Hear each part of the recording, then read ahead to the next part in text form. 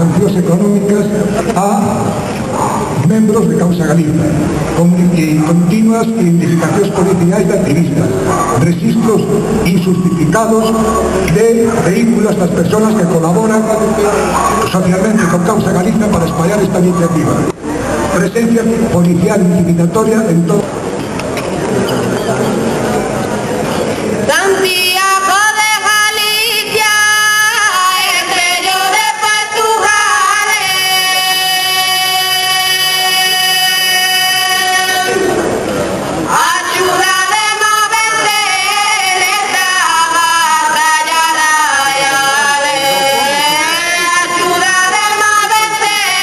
Hãy subscribe cho kênh